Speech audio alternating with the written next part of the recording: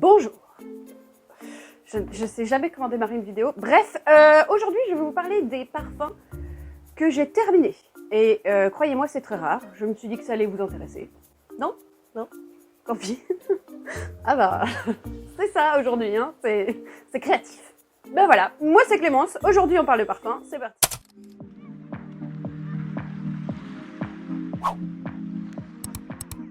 Première chose, je me suis coupé les cheveux. Ça fait un petit peu présentatrice météo. Années 80. Je m'excuse à l'avance si je parle vite et dans cette vidéo. Et aussi si je suis un peu agitée. Mais j'ai des problèmes d'hormones. Voilà, hein, soyons transparents, j'ai des problèmes d'hormones. Voilà, je ne sais pas, là ça vient, là c'est la catastrophe. Donc tellement la catastrophe que ce matin j'ai été en train de courir à la pharmacie pour prendre un test de grossesse, voilà. Et non, vous inquiétez pas, je suis pas enceinte. Bref, vous aviez pas envie de le savoir ça, mais c'est le genre d'information que je vais vous donner dans cette vidéo puisque je suis un petit peu agitée. Et non, ça n'aurait pas été une bonne nouvelle. Non, tout le monde n'est pas fait pour avoir des enfants. Le premier que j'ai fini, donc c'est Alexandre J. Zafir Oud Vanille. Je dis toujours Oud Zafir Vanille, mais en fait c'est Zafir Oud Vanille, à moins que ce soit le contraire. Celui-là, ça fait partie des premiers parfums, enfin une série de premiers parfums, on va dire, que j'ai recommandé sur ma chaîne dès le début de ma chaîne. Répétition. Non, vraiment ça va pas, hein, vraiment... Bref, moi je l'ai toujours comparé un petit peu à un gâteau à la vanille, mais tu sais pas les gâteaux ultra sucrés et tout, tu sais les gâteaux que les mamans elles font à la kermesse là, les sponge cakes, moi j'appelle ça, tu vois, avec un petit peu de vanille et tout. Moi ça me fait penser à ça, je ne sais pas pourquoi, tu mets un petit peu de noix de coco dessus et ça sent ça en fait. Je trouve qu'il fait très soleil, t'as envie de le porter en hiver pour le côté ultra confort de la noix de coco, mais vanille enveloppante, gourmande, et puis t'as envie de le porter en été parce que forcément bah, du coup ça te donne un petit côté un peu tropical et tout et réconfortant, et il a un petit fini poudré aussi. J'adore ce parfum, vraiment ça me fait trop mal au cœur. Dans le nom t'as le côté oud alors que vraiment tu le sens presque pas, en fait je pense qu'il est juste là pour donner une structure au parfum. Peut-être qu'il a un petit côté mystérieux, je sais pas, que j'aime bien. En tout cas, j'adore cette marque Alexandre J. C'est des parfums très luxe et pourtant, au final, c'est pas si cher que ça comparé à un designer, tu vois, surtout pour le flacon, le packaging est très beau quand tu le reçois, bref. J'allais quelque part et je me parfume et celui-là, vraiment, à chaque fois que je me parfume avec lui, je mets la dose, quoi. En plein milieu de mon rituel, il n'y a plus et là, je fais non. Ah non. Ah non! Et donc en fait c'est rare quand je finis mes parfums, et parce que bah voilà il en reste toujours un petit peu, puis j'en ai tellement essayé, je fais une rotation, tu vois, j'essaye plein de trucs, donc c'est rare quand tu finis un parfum, faut vraiment que bah soit il y a un automatisme, par exemple un petit exemple genre Burberry London, c'est un parfum que je finis assez régulièrement parce que c'est vrai que c'est un floral que je prends comme ça tous les jours, je me prends pas la tête, je prends. Et il y a beaucoup de parfums comme ça qui sont pas forcément mes parfums ultra préférés, même si je l'adore ce parfum. Alors ça c'est une méga surprise, c'est Kayali Eden Sparkling Lychee. Alors je l'avais reçu par la marque, je crois que c'était courant décembre ou un truc dans le genre. Je crois que c'est une des rares fois où je finis un parfum aussi vite, hein, parce que bah, ça fait à peu près 6 mois quoi. Pour moi c'est très rapide, hein. Pourtant vraiment quand j'avais reçu le parfum je me suis dit ça va être trop simple, ça va être gnangnan, on va rien avoir d'exceptionnel, parce qu'au final c'est un fruité floral avec des notes de litchi. Et souvent les notes de litchi ça donne un côté très pétillant et puis des notes un peu florales, etc. Un peu sucrées à la Kayali quoi. Rien d'exceptionnel dans on va dire la profondeur du parfum, ça fait un peu synthétique mais c'est sympa, c'est fun tu vois. Et il y a un petit peu ce côté cristaux de sucre qu'elle met au-dessus de ce parfum et c'est vrai que j'aime bien. C'est vrai que moi au début je me suis dit oh bah ça va sentir comme Coco Mademoiselle l'eau de toilette puisque c'est du litchi et des fleurs, et au final j'ai trouvé ça, bah je sais pas, j'aime bien ce côté cristaux de sucre, je l'ai porté hyper régulièrement, dès que je savais pas quoi porter je le portais, si je sortais en ville comme ça pour aller faire les courses ou des trucs comme ça, et je l'ai même porté plusieurs fois en soirée avec, bon par contre je le layer, hein, je mets parfois du oud ou des choses un peu plus chargées sur les points de pulsation, et puis ça je mets ça autour, et en plus on m'a donné plein de compliments. Des amis français d'ailleurs, je suis venue en France j'étais avec un pote et donc je spray ça à côté de lui et là il fait oh non, parce qu'ils ont l'habitude avec moi, tu vois, ils font c'est pas vrai, parce que bah du coup je commençais à me enfumer toute la salle et en fait il fait ah non mais ça sent super bon, et tu vois là j'étais ah voilà. J'ai déjà un autre flacon, hein. Ensuite qu'est-ce qu'on a encore? Mais il y en a 2. Attends, il y en a pas 3 quand même. Bah c'est pas fini ça. Mon copain avec son Hugo Boss, ça s'appelle The Scent. Ouais, c'est l'eau de toilette. Bah oui, il l'adore. Alors, c'est marrant parce que lui, il est vraiment pas du tout parfum générique pour homme. Ça a jamais vraiment été son truc. Alors, il aime bien, par exemple, la terre d'Hermès et tout. Mais c'est vrai que tous les trucs genre sauvage, bleu de Chanel, les trucs comme ça, là, shampoing, propre, etc. L'odeur générique des hommes, lui, ça lui va pas du tout. Et pourtant, celui-là, il aime beaucoup. Il est hyper générique, mais par contre, c'est pas un parfum bleu, il est plutôt ambré, chaud. Mais il a ce côté un peu parfum que tu as déjà senti sur des hommes, quoi. C'est une odeur typique que tu as déjà senti. Bon, bah voilà, les deux sont presque vides. Hein. Bon, bah, je vais peut-être le remettre là-bas, celui-là, quand même, parce qu'il faut qu'il le finisse. Ce serait bête, quand même, d'en racheter un maintenant. Hein on est en budget, quand même, hein. On va se calmer. Bleu de Chanel, oh bah ça fait un moment qu'il est vide celui-là, non? Si vous vous demandez, vous hommes ou femmes qui cherchaient le meilleur bleu de Chanel pour votre compagnon? Eh bien, sachez que moi, c'était l'eau de parfum et ce sera toujours l'eau de parfum pour moi le meilleur. L'eau de toilette fait un peu plus propre. Shampoing, voilà, c'est des odeurs que tu as l'habitude de sentir, encore une fois. L'eau de parfum, par contre, je la préfère parce qu'elle est un peu plus ambrée. Et c'est vrai que c'est intéressant, tu as toujours des notes de gingembre, etc., qui donnent le côté fraîcheur, mais tu as un côté ambré, je trouve qu'il donne un côté un peu plus sensuel, tu peux le porter toute l'année, du coup c'est très versatile. Voilà, et puis tu as la version parfum, pour moi, qui était très décevante, puisqu'elle tient beaucoup moins bien. Et ça, c'est par expérience que je vous le dis, puisque j'ai eu des retours de plein d'hommes. La seule addition qu'ils ont ajoutée, c'est un accord de... Comment ils appellent ça? De bois de santal et quelque chose. Et fève tonka, je crois que c'est ça. Bon, bref, un accord comme ça, voilà, qui te donne un petit côté encore plus ténébreux, encore plus chargé. Alors on te retire un petit peu les notes fraîches, là, et puis voilà, ça fait vraiment l'extrait. Mais c'est vrai que c'est dommage, puisque moi je m'attendais à quelque chose d'encore plus mystérieux, plus intense, et au final, bon, on le rachètera pas celui-là, hein, je vous le dis tout de suite. Voilà, de toute façon je l'avais pas acheté, c'est parce que je travaillais chez Chanel. Gozo Jéromoam, je l'ai traîné pareil jusqu'à la dernière goutte. Et ça, c'est vraiment mon parfum. C'est vraiment devenu un de mes parfums signature. Que dire de plus? Je l'aime énormément, je l'aime d'amour. Gozo, c'est vraiment un parfum très étrange parce que si tu regardes les notes en ligne, on va te dire que c'est un ambré floral. Et c'est vrai que c'est un ambré floral. Ça sent un peu le côté résine, un petit peu mystérieux. C'est moins unisexe, mais c'est vrai que mon copain, il aime bien le porter, mais il est interdit de le porter.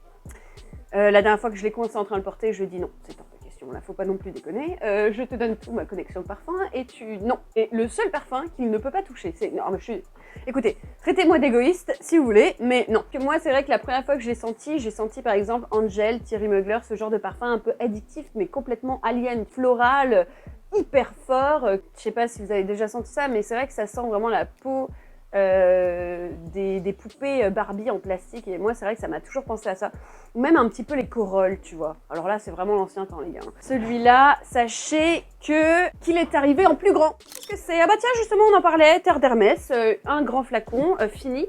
On en a un autre, mais il est petit et il est presque fini aussi, donc il va sûrement falloir en racheter. Celui-là on va le racheter éternellement. De l'orange, poivre et puis vétiver, donc des notes un peu boisées, si tu veux, terreux, sportif, mais chic, élégant.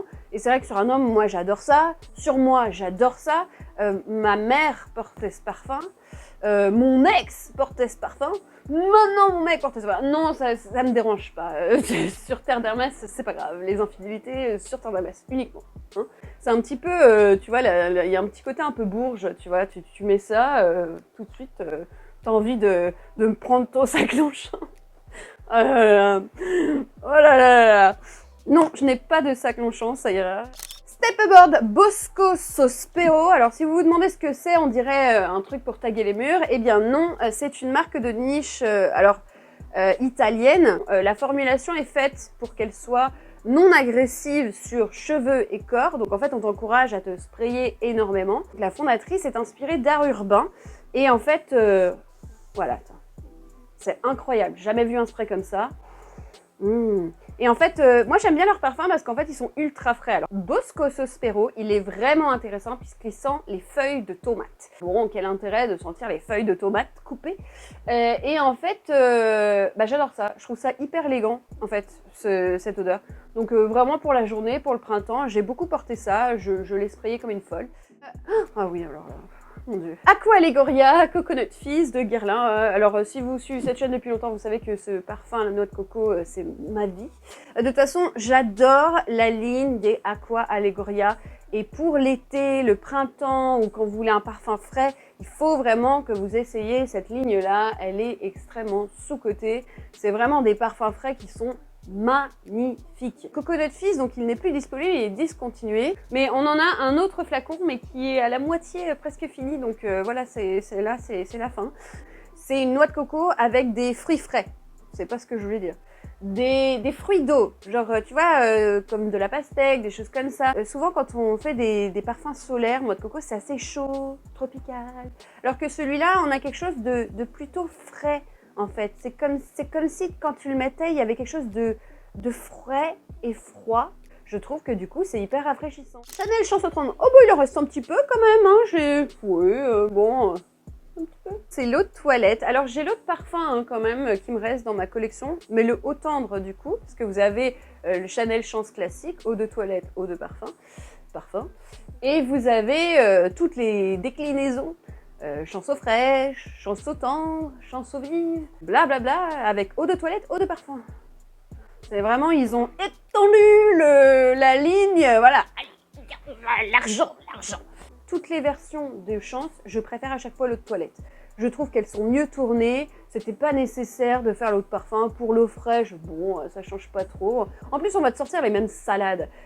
Tu vas arriver à Sephora, à je sais pas où, et puis ils vont te dire « Ah mais non, mais ça tient plus longtemps !» Bien sûr, sachez que ce n'est vraiment pas toujours le cas. Et puis pour l'eau tendre, en fait, l'eau de parfum, elle a plus de rose. Moi, je l'aime moins, quand même. C'est un peu plus chaud, plus rose. Alors que là, vraiment, t'as vraiment ce côté, du coup, jasmin. C'est du coin et c'est vraiment un fruit que tu vois pas souvent. Donc il y a un côté ultra fruité et puis à la fois un peu innocent. T'as vraiment l'impression que c'est un peu candide. Alors c'est vrai que c'est des genres de parfums qui vont très bien par exemple à des adolescentes, etc. Mais qui vont aussi bien à des personnes plus âgées. Vraiment c'est très très beau. C'est mignon mais c'est élégant. Oh là là, oui non, c'est terrible là. Cette vidéo me fait beaucoup de mal. Allez, un petit peu de café là. J'ai peut-être pas besoin de café. Au point où on en est. Ça, c'est Jo Malone Myrrh & Tonka Cologne Intense. Alors, Jo Malone, c'est un produit de chez nous, à Londres, en Angleterre. J'aime énormément ce parfum. C'était un des premiers parfums de niche que j'ai acheté. Donc, c'est cette résine un peu comme le benjoin, mystérieux, envoûtant, ensorcelant. Tu vois, ce genre d'ingrédients-là. Et puis, tu as la fève tonka qui vient appuyer ça et puis donner un petit côté plus rond, plus enrobant, enveloppant. Il sent un petit peu, je trouve, la cire. Alors, c'est très unisexe, encore une fois. Ça sent un petit peu... je sais pas, la cire de bougie. Et c'est vrai que moi, j'avais l'habitude de parfumer mes écharpes de ça pendant l'hiver. Et c'est vrai qu'à chaque fois que je reprenais mon écharpe, tu pouvais vraiment bien le sentir. Et c'était vraiment mon odeur préférée. Et c'est vraiment une de mes odeurs préférées. Je préfère le porter quand il commence à faire un peu plus froid. Oui, alors ça c'est pareil. Hein. Ça me brise encore le porte-monnaie. Nuxe, prodigieux le parfum. Alors j'ai plein de petits flacons comme ça, je fais plein de collections. Le parfum de l'été, là vraiment vous allez dans votre pharmacie, vous prenez prodigieux le parfum et vous êtes parfumé pour l'été, vous sentez sophistiqué, élégant. Le parfum un peu lotion solaire, j'aurais dû l'ajouter dans ma liste de la semaine dernière avec les parfums d'été solaire. Ça fait solaire, ça fait chaud, ça fait enveloppant, c'est enivrant. Le parfum de plage, même si, rappelez-vous, pas sur la peau quand vous vous exposez au soleil, mais bon. Pour le coup, ça sent un peu la lotion d'auto-bronzant, tu vois, c'est ce genre d'odeur-là. C'est envoûtant, c'est des fleurs blanches, c'est plein d'un petit peu le côté tropical, mais plutôt la croisette, là, très chic. Ah bon, excusez-moi, hein. Excusez-moi vraiment. Que vous avez apprécié cette vidéo, n'hésitez pas à me dire quels sont vos parfums que vous avez finis et si ça vous arrive de les finir. J'ai vu en commentaire de quelqu'un qui disait « Bah alors Clémence, tu t'en fous, tu donnes un mot normalement à la fin de la vidéo qu'on peut mettre dans les commentaires si on a regardé la vidéo en entier. » Petite précision, j'ai fait ça sur ma chaîne anglaise mais pas sur la chaîne française. Mais bon, si tu le demandes, et bien voilà, ceux qui ne savent pas quoi mettre en commentaire, vous pouvez taper le mot... Non, mais non, je vais pas dire ça, j'allais dire poubelle. Non, non, vraiment, c'est pas gentil pour moi, là. Allez, flacon. Flacon, c'est mieux. Flacon, c'est mieux. Comme ça, on a parlé de flacon, bouteille, c'est mieux. Voilà. Si vous avez regardé cette vidéo jusqu'à la fin, tapez le mot flacon en commentaire et puis après vous pouvez me parler de ce que vous voulez. En tout cas, ça montre votre soutien, ça booste l'algorithme et ça fait toujours plaisir. Et puis sur ce, je vous souhaite une très très bonne journée et à bientôt.